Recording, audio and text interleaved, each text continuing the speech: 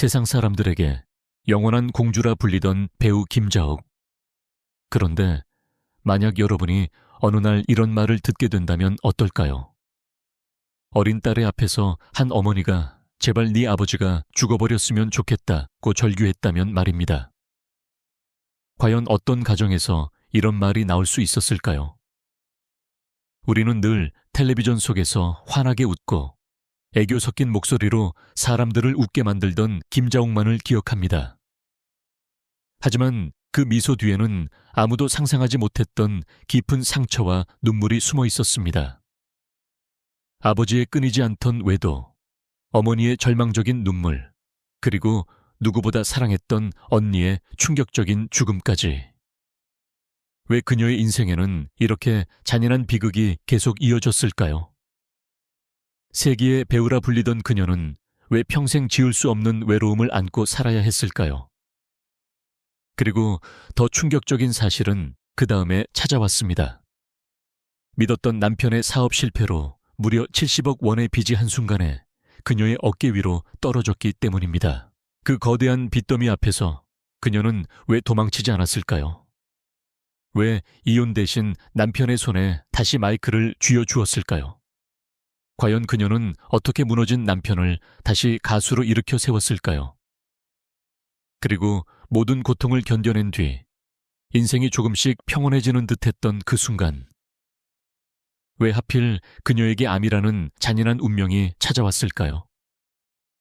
폐로까지 전이된 병마와 싸우던 마지막 순간, 산소호흡기를 낀 채 남편의 손을 꼭 잡고 그녀가 남긴 마지막 한마디는 과연 무엇이었을까요?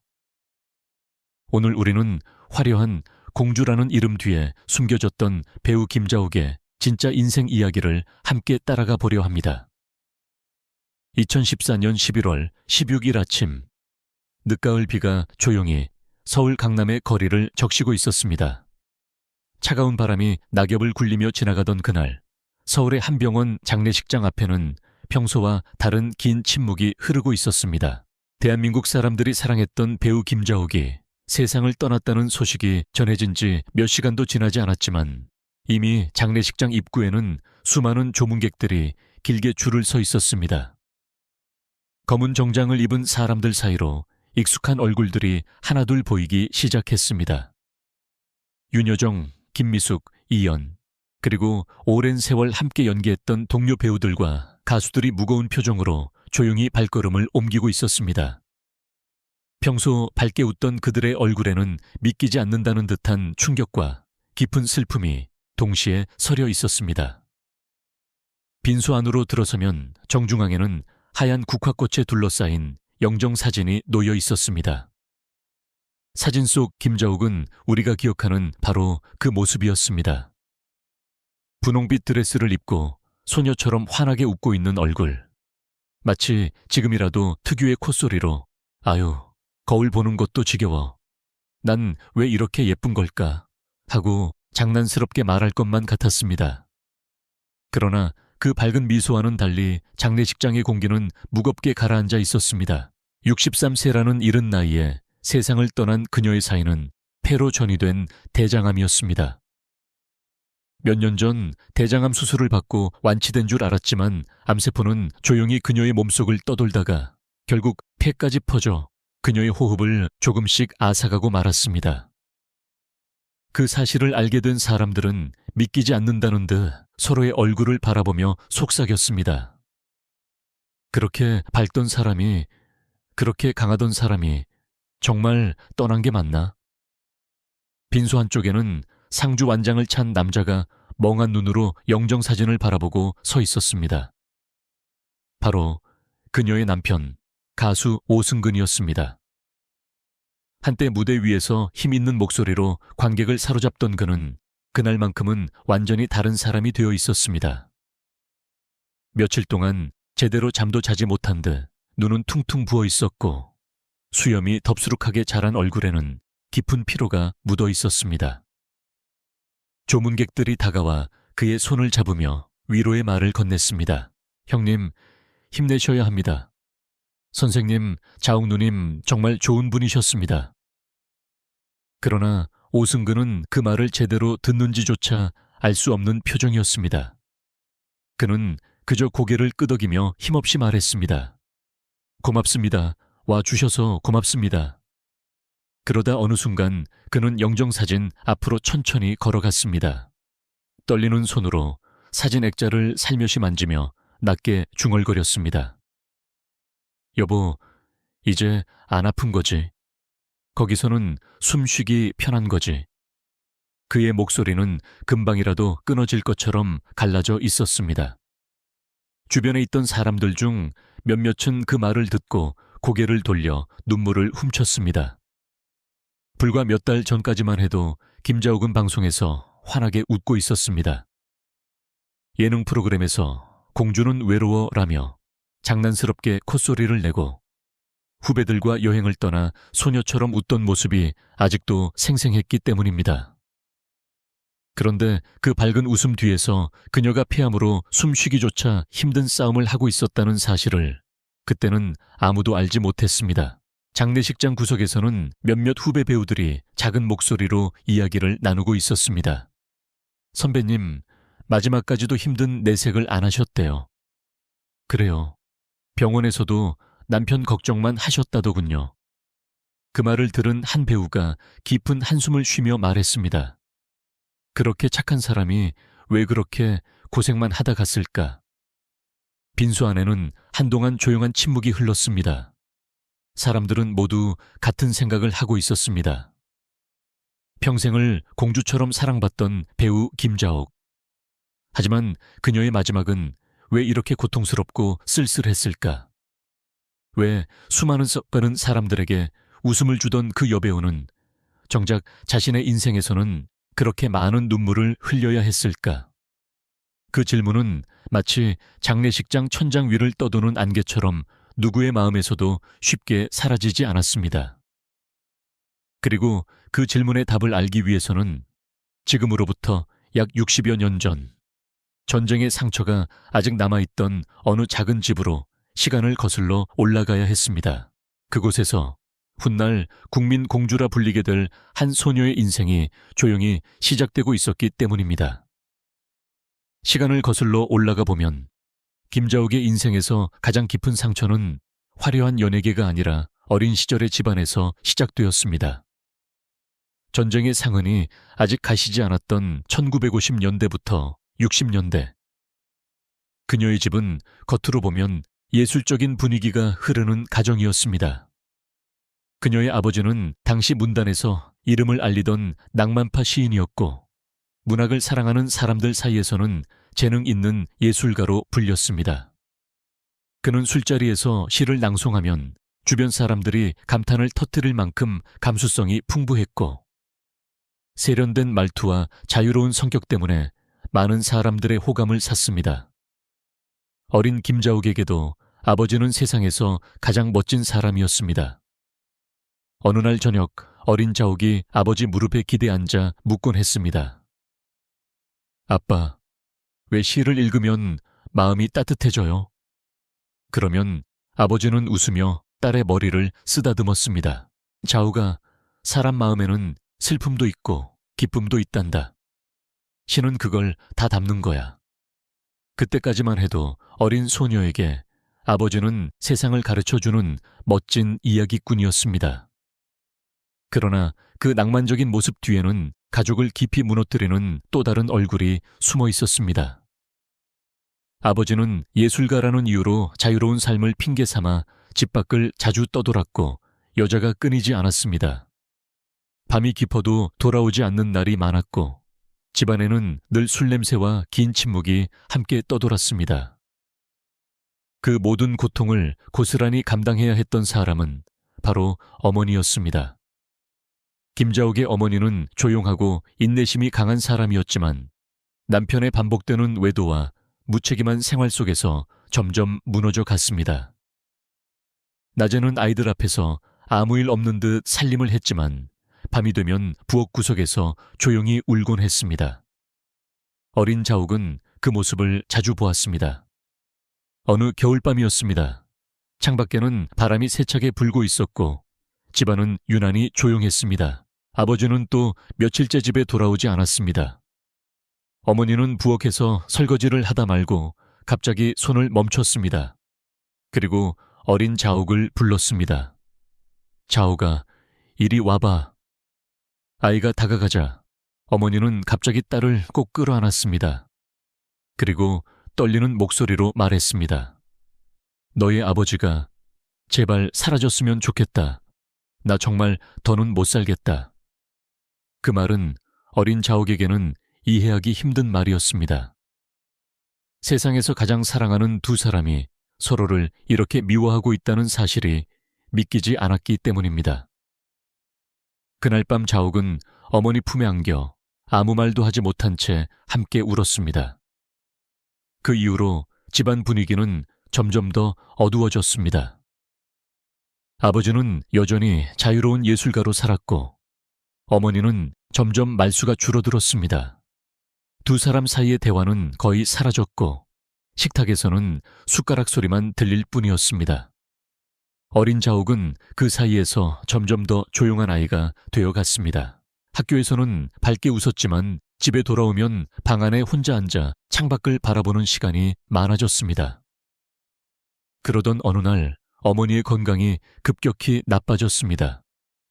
오랜 세월 쌓인 스트레스와 마음의 병이 결국 몸까지 망가뜨린 것이었습니다. 집안에는 다시 무거운 침묵이 내려앉았습니다. 병상에 누워있던 어머니는 어느 날 어린 자옥의 손을 잡고 말했습니다. 자옥아, 넌 엄마처럼 살지 마라. 꼭 행복하게 살아. 그 말은 어린 딸에게는 너무 무거운 부탁이었습니다. 얼마 지나지 않아 어머니는 세상을 떠났습니다. 장례식이 끝난 뒤 집은 더 조용해졌습니다. 어머니가 사라진 집안에는 이상할 만큼 텅 빈 공기가 남아 있었습니다. 아버지는 그제야 자신이 잃어버린 것의 크기를 깨닫기 시작한 듯 보였습니다. 어느 날 밤 아버지는 술에 취하지 않은 채 딸 앞에 앉아 있었습니다. 한참을 말없이 있다가 조용히 말했습니다. 자옥아, 미안하다. 그러나 그 한마디로 어린 시절의 상처가 사라질 수는 없었습니다. 김자옥은 그 이후로 아버지를 완전히 미워하지도, 그렇다고 완전히 사랑하지도 못하는 복잡한 감정을 안고 살아야 했습니다. 그녀의 마음속에는 늘 두 가지 감정이 함께 있었습니다. 자신에게 예술적인 감성을 물려준 아버지에 대한 존경과 어머니를 울게 했던 남자에 대한 서운함이었습니다. 어머니가 떠난 뒤 집안은 더욱 조용해졌고 김자옥은 점점 더 외로운 아이로 자라났습니다. 학교에서 돌아와도 집에는 방여줄 사람이 없었고 저녁 식탁에는 늘 빈자리가 하나 남아 있었습니다. 그때부터 그녀의 마음속에는 하나의 질문이 자리 잡기 시작했습니다. 사람은 왜 사랑하면서도 서로를 이렇게 아프게 할까?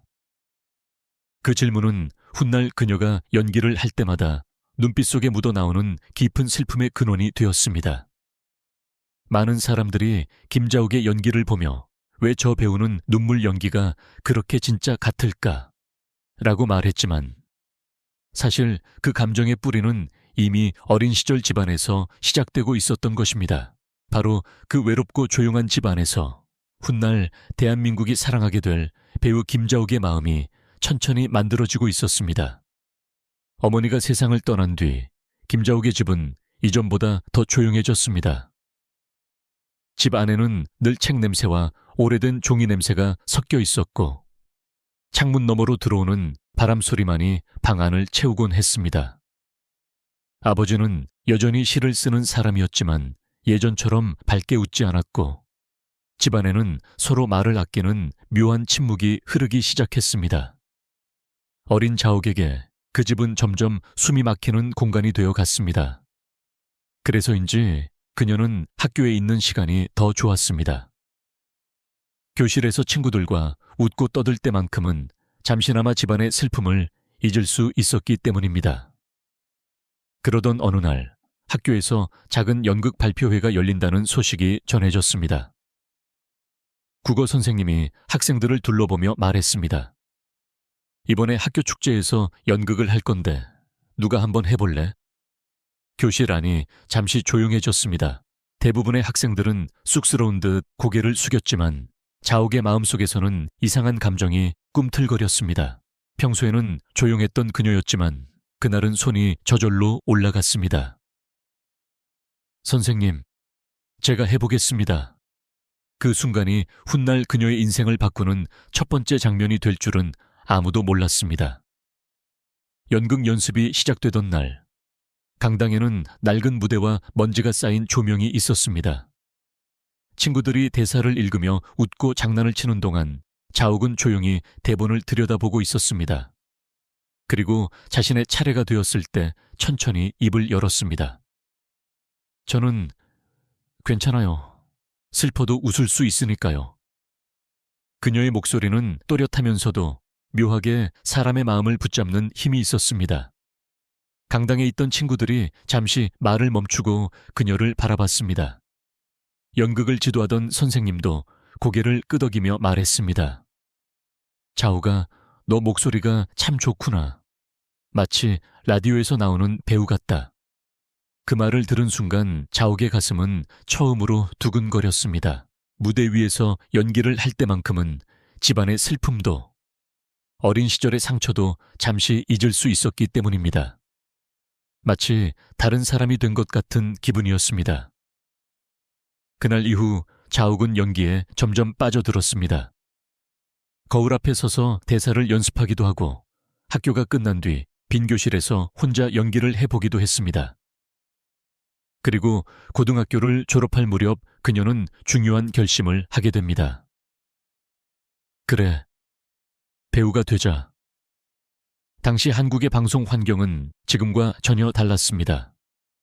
텔레비전이 막 보급되기 시작하던 시절이었고 방송국은 새로운 목소리와 얼굴을 찾기 위해 성우시험을 자주 열고 있었습니다. 어느 날 신문 한 구석에 작은 공고가 실렸습니다.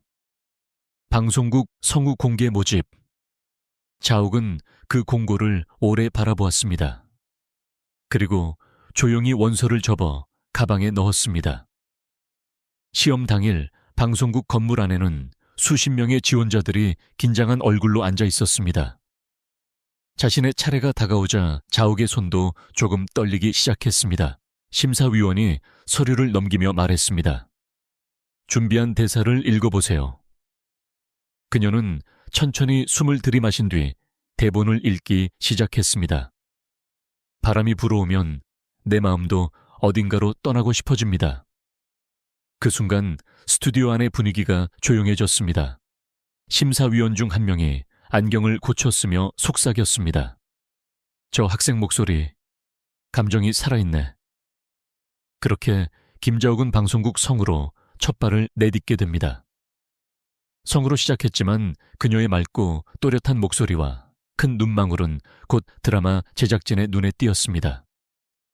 카메라 앞에 처음 섰을 때 그녀는 긴장으로 손이 조금 떨렸습니다. 감독이 웃으며 말했습니다. 긴장하지 마요. 그냥 자연스럽게 해요. 그리고 촬영이 시작되었습니다. 김자옥이 눈물을 머금은 채 대사를 말했습니다. 사랑은 왜 이렇게 사람을 아프게 하나요? 그 장면이 방송된 날 시청자들의 반응은 놀라워서 왔습니다. 제어 배우 누구야? 눈이 참 슬프다. 그렇게 그녀는 1970년대 안방극장을 대표하는 배우로 빠르게 성장하게 됩니다. 당시 김혜자, 김영애 등과 함께 트로이카라고 불리며 수많은 드라마의 주인공을 맡게 되었고 그녀의 청초한 이미지와 애교 섞인 목소리는 사람들의 마음을 단숨에 사로잡았습니다. 사람들은 그녀를 보며 말했습니다. 저 배우는 정말 공주 같다. 그리고 어느 순간부터 김자옥에게는 국민공주라는 별명이 붙기 시작했습니다. 하지만 화려한 조명 뒤에서 그녀의 마음은 여전히 조용했습니다. 방송이 끝난 뒤 대기실에 혼자 앉아있던 어느 날 밤, 그녀는 거울 속에 자신을 바라보며 조용히 중얼거렸습니다.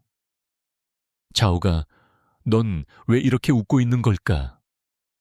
거울 속 여자는 분명히 웃고 있었지만 그 눈빛 어딘가에는 어린 시절부터 이어져 온 여전 깊은 외로움이 남아 있었습니다.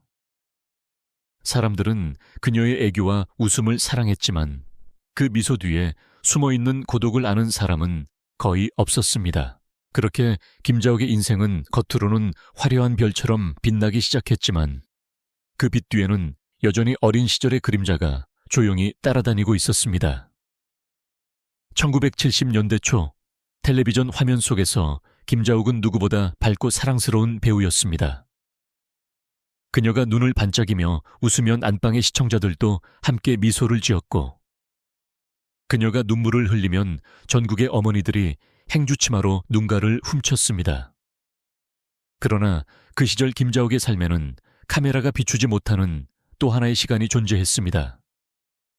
그 시작은 바로 그녀의 가장 가까운 가족, 언니에게서 비롯되었습니다. 김자옥에게는 누구보다 가까운 언니가 있었습니다.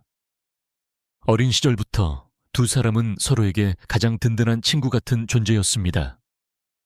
어머니가 세상을 떠난 뒤 집안의 공허함을 함께 견디며 자란 두 자매는 밤이면 같은 방에 누워 이런 이야기를 나누곤 했습니다. 어느 여름밤 창문으로 바람이 들어오던 날이었습니다. 언니가 조용히 말했습니다. 자옥아, 너는 꼭 행복해야 해. 김자옥이 웃으며 대답했습니다. 언니도 같이 행복하면 되잖아. 그러나 언니는 아무 말 없이 창밖을 바라보기만 했습니다. 사실 그녀의 언니는 누구보다 섬세하고 예민한 사람이었습니다. 가족의 상처와 외로움을 마음 깊이 끌어안고 살았던 그녀는 점점 우울증 속으로 빠져들고 있었습니다. 당시에는 우울증이라는 병에 대해 제대로 이해하는 사람이 거의 없던 시대였습니다. 사람들은 단지 마음이 약하다거나 예민하다는 말로 넘기곤 했습니다. 어느 날 새벽이었습니다. 집안이 유난히 조용했습니다. 김자옥은 잠에서 깨어 언니의 방을 바라봤습니다. 평소 같으면 불빛이 새어나왔을 방이 이상하게도 깜깜했습니다. 그리고 그날 그녀의 인생을 뒤흔드는 비극적인 소식이 전해졌습니다. 언니가 세상을 떠난 것이었습니다. 그것도 스스로 삶을 포기한 채 말입니다. 그 소식을 들은 순간 김자옥은 아무 말도 할 수 없었습니다. 마치 세상이 갑자기 멈춘 것 같았습니다. 장례식이 끝난 뒤에도 그녀의 마음속에서는 언니의 마지막 말이 계속 맴돌았습니다. 너는 꼭 행복해야 해. 하지만 그 말은 오히려 김자옥에게 깊은 두려움이 되었습니다. 혹시 나도 언니처럼 되는 건 아닐까? 그 생각이 그녀를 오랫동안 괴롭혔습니다. 그 후로 김자옥은 더욱 바쁘게 일했습니다. 촬영장이 끝나면 또 다른 촬영장으로 달려갔고 잠을 줄여가며 일을 했습니다. 사람들은 그녀가 성공을 위해 열심히 노력하는 줄 알았지만 사실 그녀는 멈추면 언니 생각이 날까봐 계속 움직이고 있었던 것이었습니다. 그렇게 시간이 흐르던 어느 날 그녀의 인생에 또 한 사람이 나타났습니다. 바로 가수 최백호였습니다. 당시 그는 특유의 깊고 쓸쓸한 목소리로 사랑받던 가수였고 많은 사람들이 그를 낭만적인 예술가라고 불렀습니다. 두 사람은 처음 만났을 때 서로에게 묘한 공통점을 느꼈습니다. 감수성이 풍부하고 마음속에 깊은 외로움을 안고 있다는 점이 닮아 있었기 때문입니다. 어느 늦은 밤 공연이 끝난 뒤 두 사람은 작은 술집에 앉아 이야기를 나누고 있었습니다. 최백호가 기타를 만지며 말했습니다. 자옥 씨, 사람은 왜 이렇게 외로울까요? 김자옥이 잠시 생각하다가 웃으며 대답했습니다. 그래도 노래하고 연기하면 조금 괜찮아지잖아요. 그렇게 시작된 두 사람의 인연은 곧 사랑으로 이어졌습니다. 많은 사람들이 두 사람을 보며 말했습니다. 정말 잘 어울리는 커플이다. 그리고 결국 두 사람은 결혼을 하게 됩니다. 그러나 결혼 생활은 사람들이 상상하던 것처럼 낭만적인 이야기만으로 채워지지 않았습니다. 예술가라는 공통점은 때로는 장점이 아니라 갈등의 원인이 되기도 했습니다. 두 사람 모두 감정이 섬세하고 예민했기 때문에 사소한 일에도 마음이 상하기 쉬웠습니다. 어느 날 저녁, 집 안에는 무거운 침묵이 흐르고 있었습니다. 식탁 위에는 따뜻한 국이 놓여 있었지만 아무도 숟가락을 들지 않았습니다. 김자옥이 조심스럽게 말을 꺼냈습니다. 당신 요즘 집에 있는 시간이 너무 적은 것 같아요. 최백호는 잠시 말이 없었습니다. 그리고 천천히 대답했습니다. 나도 나 자신을 잘 모르겠어. 그 말은 김자옥에게 더 큰 외로움으로 다가왔습니다. 두 사람은 서로를 사랑했지만 서로의 마음을 완전히 이해하기에는 너무 다른 사람이었습니다. 결국 결혼 생활은 점점 균열이 생기기 시작했고 끝내 두 사람은 3년 만에 이혼이라는 선택을 하게 됩니다. 법원 앞에서 마지막 인사를 나누던 날, 두 사람은 오래 서로를 바라보지 못했습니다. 최백호가 조용히 말했습니다. 자옥 씨, 미안합니다. 김자옥은 잠시 고개를 숙였다가 말했습니다. 아니에요. 우리 서로 행복하게 살아요. 그렇게 두 사람은 각자의 길로 돌아섰습니다. 집으로 돌아온 그날 밤, 김자옥은 거실에 혼자 앉아 있었습니다. 창밖에서는 비가 조용히 내리고 있었습니다. 그녀는 한참 동안 아무 말도 하지 않았습니다. 그리고 문득 중얼거렸습니다. 사랑은 왜 항상 이렇게 끝나는 걸까? 그 순간 그녀의 마음속에는 어린 시절 어머니의 울음, 언니의 죽음, 그리고 끝내 지켜내지 못한 결혼까지 모든 기억이 한꺼번에 떠올랐습니다. 사람들은 여전히 텔레비전 속에서 웃고 있는 김자옥을 보며 말했습니다. 저 배우는 정말 행복해 보인다. 하지만 그 웃음 뒤에서 그녀는 또다시 혼자가 되어 있었습니다. 그리고 그 고독은 앞으로 그녀의 인생에 또 다른 운명을 불러오게 될 것이었습니다. 이혼 후 한동안 김자옥의 삶은 다시 예전처럼 바쁘게 흘러갔습니다.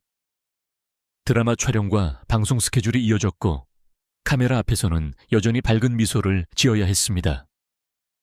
그러나 촬영이 끝난 뒤 집으로 돌아오는 길은 늘 조용했습니다.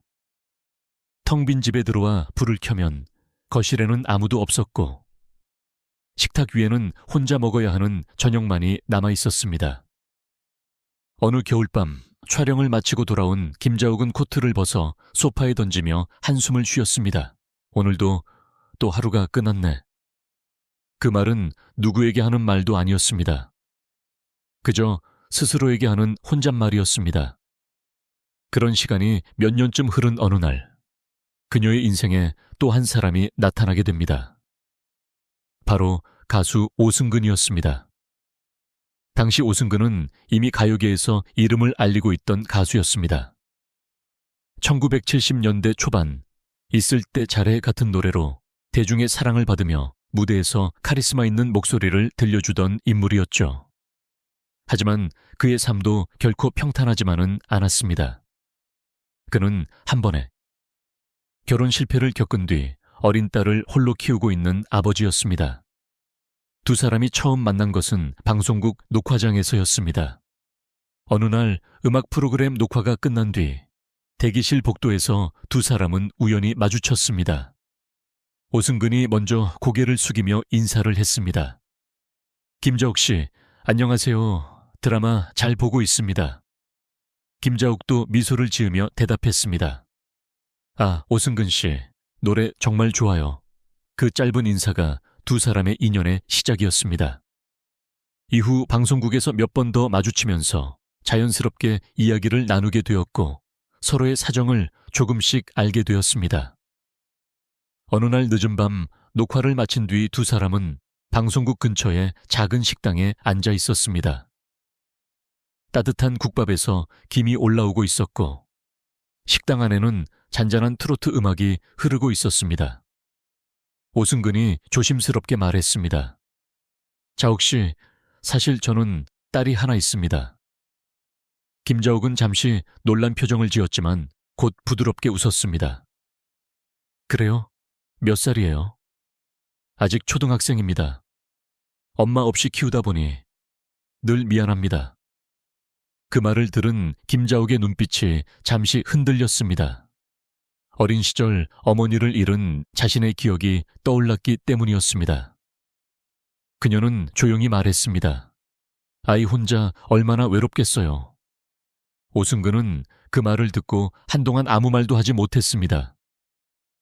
그날 이후 두 사람은 조금씩 가까워졌습니다. 화려한 연예계 속에서 서로가 느끼는 외로움을 누구보다 잘 이해할 수 있었기 때문입니다. 어느 비 오는 날이었습니다. 오승근이 차로 김자옥을 집까지 데려다 주던 길이었습니다. 와이퍼가 빗물을 천천히 밀어내고 있었고 차 안에는 조용한 음악이 흐르고 있었습니다. 잠시 침묵이 흐르던 끝에 오승근이 말을 꺼냈습니다. 자옥 씨, 제가 이런 말 해도 될지 모르겠습니다. 김자옥이 창밖을 보다가 그를 바라봤습니다. 무슨 말이요? 그는 잠시 망설이다가 말했습니다. 저는 부족한 사람이지만 자옥 씨가 옆에 있으면 마음이 편합니다. 김자옥은 한동안 아무 말도 하지 않았습니다. 그리고 천천히 웃으며 말했습니다. 저도 그래요. 이상하게 승근 씨 옆에 있으면 집에 있는 것 같아요. 그 말은 두 사람 모두에게 큰 의미가 있었습니다. 서로에게서 처음으로 안정이라는 감정을 느꼈기 때문입니다. 그렇게 두 사람의 관계는 조금씩 깊어졌고 결국 결혼을 결심하게 됩니다. 그러나 주변의 반응은 엇갈렸습니다. 김자옥이 왜 이혼남과 결혼을 해? 아이까지 있는 남자라는데 이런 말들이 여기저기서 들려왔습니다. 하지만 김자옥은 크게 신경 쓰지 않았습니다. 그녀에게 중요한 것은 세상의 시선이 아니라 함께 살아갈 사람의 마음이었기 때문입니다. 1984년 두 사람은 조용한 결혼식을 올렸습니다. 화려한 호텔 결혼식이 아니라 가까운 지인들만 초대한 소박한 자리였습니다. 결혼식이 끝난 뒤 집으로 돌아온 첫날 밤, 김자옥은 거실을 둘러보며 조용히 말했습니다. 이제 우리 집이네요. 오승근이 웃으며 대답했습니다. 그래요, 우리 집. 그리고 그 집에는 작은 발소리가 하나 더 있었습니다. 바로 오승근의 딸이었습니다. 처음에는 어색해하던 아이도 시간이 지나면서 김자옥에게 마음을 열기 시작했습니다. 어느 날 밤 아이가 조심스럽게 물었습니다. 저 엄마라고 불러도 돼요? 그 말을 듣는 순간 김자옥의 눈이 붉어졌습니다. 그녀는 아이를 꼭 안아주며 말했습니다. 그래, 엄마라고 불러. 그날 이후 그녀는 진심으로 아이의 엄마가 되기 위해 노력했습니다. 아침이면 직접 도시락을 싸주고 학교에서 돌아오면 숙제를 봐주며 함께 시간을 보냈습니다. 어느 주말 오후 거실에서 과일을 깎던 김자옥에게 오승근이 다가와 말했습니다. 여보, 당신 덕분에 우리 집이 집 같아졌어요. 김자옥은 웃으며 대답했습니다. 가족이 있으니까요. 그때 그녀의 얼굴에는 정말 오랜만에 편안한 미소가 떠올라 있었습니다. 어린 시절부터 마음속 깊이 갈망했던 가정이라는 것이 비로소 자신의 삶 속에 들어왔기 때문입니다. 사람들은 두 사람을 보며 말했습니다. 이제 김자옥도 행복해졌구나. 그리고 한동안은 정말 그런 것처럼 보였습니다. 집 안에는 웃음소리가 많아졌고 저녁이면 세 사람이 함께 식탁에 둘러앉아 이야기를 나눴습니다. 김자옥은 종종 말하곤 했습니다. 사람이 북적거리는 집이 이렇게 좋은 줄 몰랐어요. 그러나 인생이라는 이야기는 언제나 그렇듯 가장 평온해 보이는 순간에 또 다른 장면을 준비하고 있었습니다. 그때는 아무도 몰랐습니다. 이 따뜻하고 평범해 보이는 행복이 얼마 지나지 않아 거대한 폭풍 속으로 들어가게 될 것이라는 사실을 말입니다. 1990년대 중반까지 김자옥과 오승근의 집에는 비교적 평온한 시간이 흐르고 있었습니다. 저녁이면 부엌에서 따뜻한 밥 냄새가 퍼졌고 식탁 위에는 세 사람이 함께 둘러앉아 이야기를 나누는 소리가 들렸습니다. 오승근의 딸은 어느새 훌쩍 자라 학교에서 있었던 일을 이야기하며 웃었고 김자옥은 그런 아이의 머리를 쓰다듬으며 말했습니다. 우리 딸, 오늘도 학교에서 재미있었어? 아이가 고개를 끄덕이면 오승근은 그 모습을 바라보며 조용히 웃었습니다. 그때까지만 해도 세 사람의 삶은 소박하지만 따뜻한 가족의 모습 그대로였습니다. 그러나 어느 날부터 오승근의 얼굴에 보이지 않는 그림자가 조금씩 드리워지기 시작했습니다. 가수로서의 활동이 예전만큼 활발하지 않았고, 가장으로서 가족의 미래를 책임져야 한다는 부담이 점점 커지고 있었기 때문입니다. 어느 늦은 밤이었습니다. 거실에서 신문을 보던 오승근이 조심스럽게 입을 열었습니다. 여보, 나 사업 한번 해볼까 생각 중이야. 김자옥이 놀란 눈으로 그를 바라봤습니다. 사업이요? 갑자기 왜요? 오승근은 잠시 망설이다가 말했습니다. 앞으로 해외여행이 더 많아질 거래. 여행 관련 사업을 하면 괜찮을 것 같아. 당시 한국 사회는 경제가 빠르게 성장하고 있었고 해외여행이 점점 자유로워지던 시기였습니다. 많은 사람들이 여행 산업이 크게 성장할 것이라고 말했고 오승근 역시 그 흐름을 믿고 사업에 뛰어들게 됩니다. 처음에는 모든 것이 잘 되는 것처럼 보였습니다. 사무실도 생기고 직원도 늘었습니다. 어느 날 저녁 오승근은 들뜬 표정으로 말했습니다. 여보, 이번 계약만 잘 되면 회사가 크게 성장할 거야. 김자옥은 미소를 지으며 고개를 끄덕였습니다. 당신이 그렇게 자신 있으면 잘 될 거예요. 그러나 인생은 언제나 예고 없이 방향을 바꾸곤 합니다. 1997년 대한민국 경제를 뒤흔든 거대한 사건이 발생합니다. 바로 국제통화기금 외환위기였습니다. 사람들은 그것을 흔히 국제통화기금 사태라고 불렀습니다. 당시 수많은 기업들이 갑자기 무너졌고 경제는 순식간에 얼어붙었습니다. 환율은 폭등했고 회사들은 줄줄이 도산했습니다. 사람들은 해외여행은커녕 당장 먹고 사는 문제부터 걱정해야 하는 상황이 되었습니다. 여행산업은 가장 큰 타격을 받는 분야가 되었습니다. 오승근이 운영하던 여행 관련 사업도 예외가 아니었습니다. 거래하던 회사들이 연이어 파산했고 이미 투자해 놓았던 자금은 회수할 길이 없었습니다. 어느 날 밤이었습니다. 평소보다 훨씬 늦게 집에 돌아온 오승근은 아무 말 없이 소파에 앉았습니다. 김자옥이 걱정스러운 표정으로 물었습니다. 여보, 무슨 일 있어요? 오승근은 한참 동안 고개를 들지 못했습니다. 그리고 겨우 입을 열었습니다. 여보, 회사가 망했어. 그 말은 짧았지만 모든 것을 설명해주는 말이었습니다.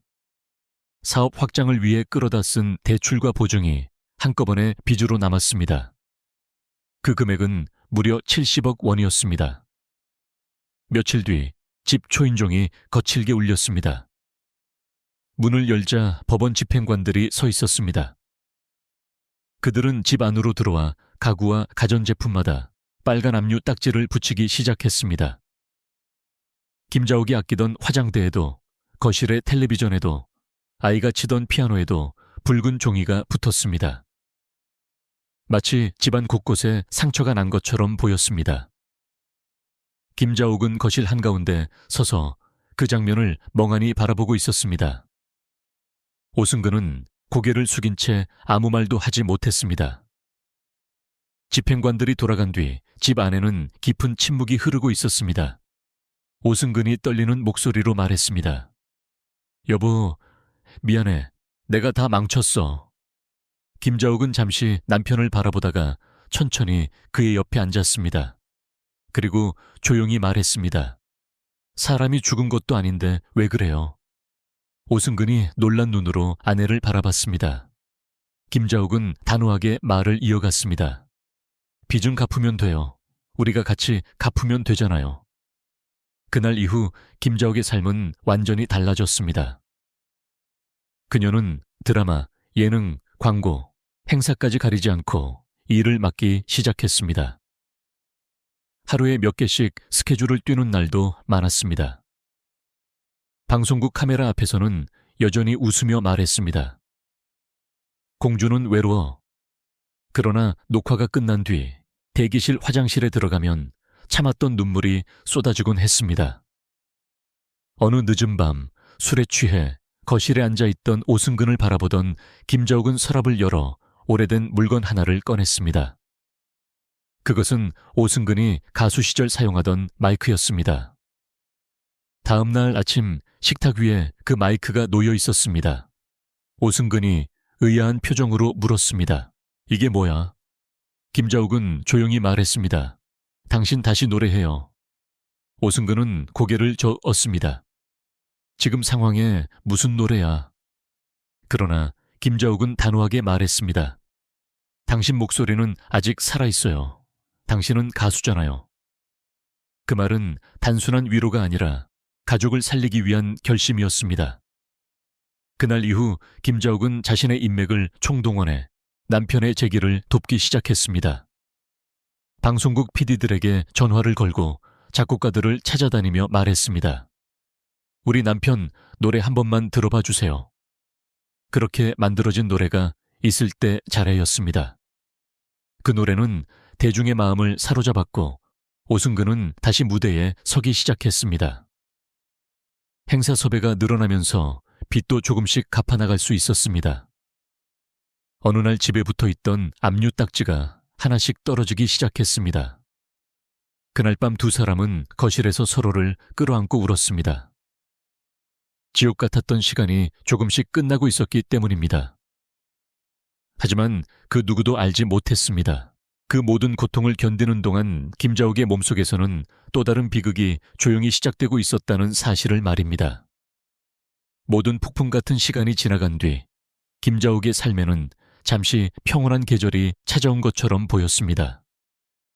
70억 원이라는 거대한 빚을 함께 짊어지고 버텨낸 세월이 조금씩 끝나가고 있었고 오승근의 노래도 다시 무대 위에서 울려 퍼지고 있었습니다.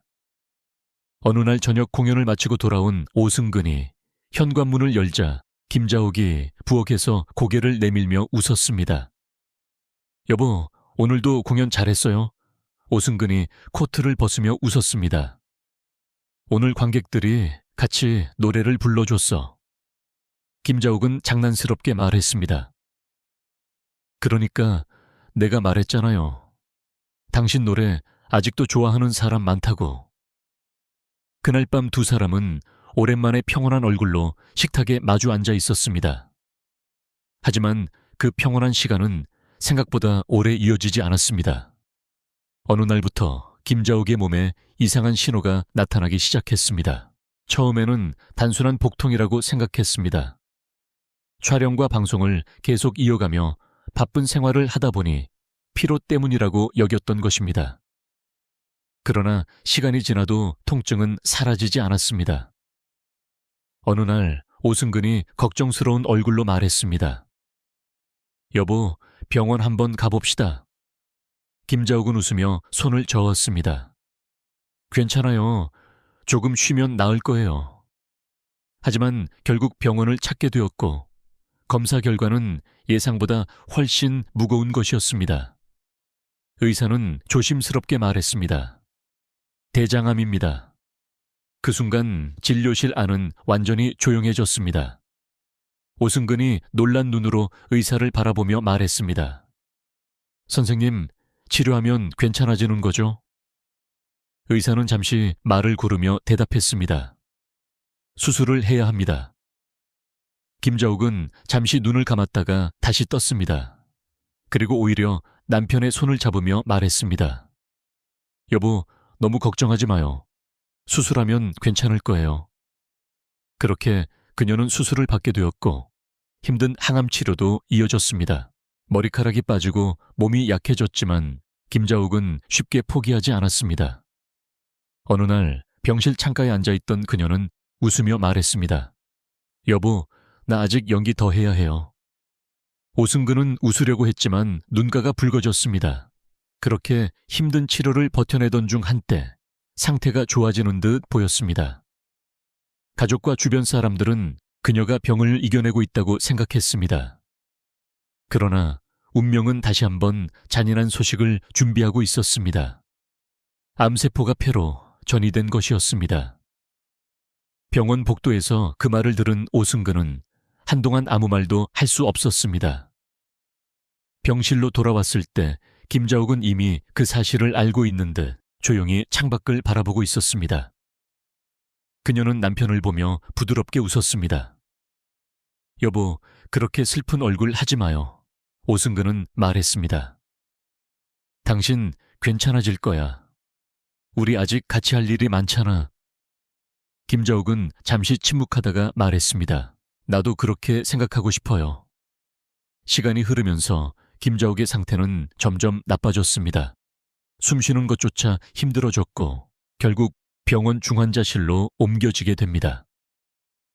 산소호흡기를 끼고 누워있는 아내의 모습을 바라보던 오승근은 한 발짝도 병실을 떠나지 않았습니다.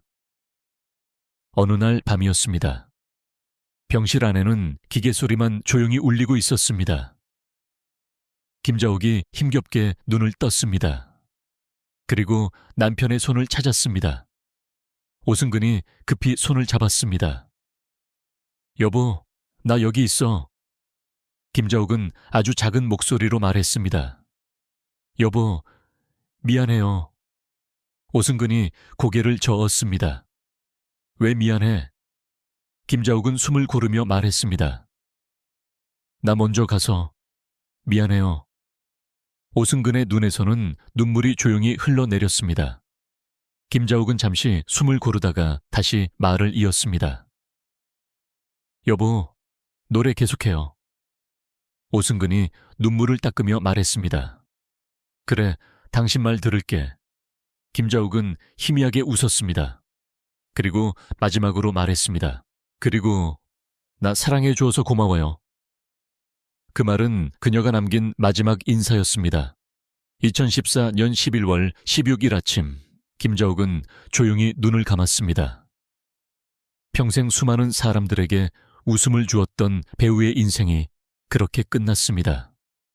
어린 시절의 상처, 가족의 비극, 실패한 결혼, 70억 원의 빚, 그리고 마지막 병마까지. 그녀의 인생은 눈물로 가득한 시간이었습니다.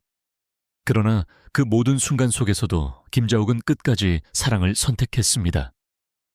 남편을 원망하지 않았고 가족을 포기하지 않았으며 마지막 순간까지도 감사의 말을 남겼습니다. 그래서 사람들은 지금도 그녀를 기억합니다. 비극 속에서도 끝까지 따뜻함을 잃지 않았던 한 사람의 이름, 김자옥을 말입니다.